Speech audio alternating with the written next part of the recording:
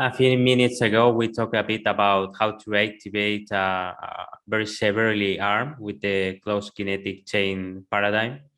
But how can an arm that is not moving at all be able to transition from the closed to the open chain? I know that it is a question that could be a whole course, but could you give some basic idea how to progress from closed to open chain, specifically for a very affected arm? Okay, I'm going to tell you something, but it probably takes 6 months or 3 months, or put it this way, a bigger amount of time, whether it's 1 month or 6 months. But I'm going to tell you something about progression. So the first part of the progression is activating the arm in the closed chain, with less elevation of the shoulder. So or more extension of the shoulder, so you can also anchor the scapula. So it's a weight-bearing activity. You're anchoring the scapula, you're activating the whole arm distally. Then the arm goes in front and needs to be activated in different activities, maybe like a push-up activity, or just weight-bearing in front with a lunge step back, so more weight goes on the arm. But the arm ends up still distally being in co-contraction and extended, but there's a change in range at the shoulder. Now I have more elevation of the shoulder, which is like what you would like when you're reaching or you're using 2 hands together to manipulate objects. So I'm going to work towards elevation of the shoulder in the closed chain progressively. So it can be on something flat in front and weight bearing through the arm and strengthening the arm there by taking the other arm away, and then maybe strengthening it by forcing that arm to work harder, okay, by either taking a step or adding a weight, okay. The next piece would be to increase elevation. So what do we typically do? We tilt an ironing board against the wall and start working towards holding in co-contraction traction at different elevations. So the person has less, the arm is less a fixed point, and the person has to use the strength that he's already developed to hold the arm against gravity. However, the hand is still against an object. So you still have the benefit of the closed chain. And what you remember about the closed chain is this: the more weight I have on the fixed point, the more I activate skin receptors, the more muscle activity I get. So as I bring the arm up, I'm putting less weight through the hand. So I have to resort to using the strength I've already developed, because the closed chain isn't getting me a huge amount of muscle activity, it's activating muscle. But not at such high levels as when my weight was directly through the arm. So you're moving from a more automatic situation in the closed chain with the hand, for example, down by the body or in front and lower, to the arm is higher. It may still be in the closed chain, but I'm looking at now using the voluntary muscle activity that I've developed. So I'm moving up. I'm still in the closed chain.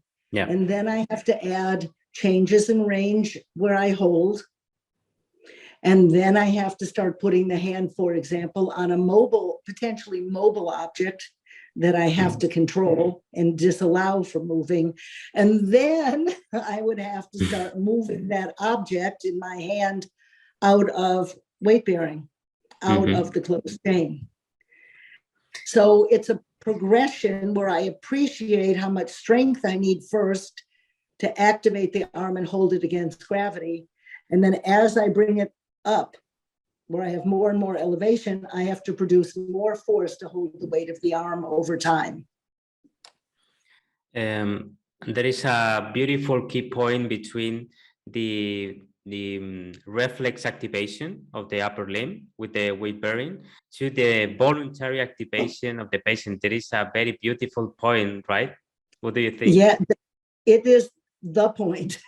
And the therapists themselves need to be, that's the, let me see, the art with the science. to appreciate how I can create that situation. So if I have a movable object like a heavy book, medical book, Kendall and Schwartz, the best neuroscience book there is, okay? If I have Kendall and Schwartz on my ironing board that's tilted and I have the client's arm on it, that book weighs a lot. That book probably weighs 5 kilos. What would I ask the client to do here? Not let the book move. I don't immediately go to moving the book. I put the book in different places and the client disallows it from moving. I'm building the strength against gravity so that I can move from that moment where I have to be in the closed chain, that I have enough strength to be in the open chain. And one thing that most therapists forget is that in order to do that, the scapula is primary. I have to stabilize or anchor the scapula. The scapula can't keep moving up, and I think that they're going to be able to, in a selective way, move the arm. The scapula has to be anchored against the thorax. Maybe some therapists don't know about this concept of anchoring the scapula. What do you mean?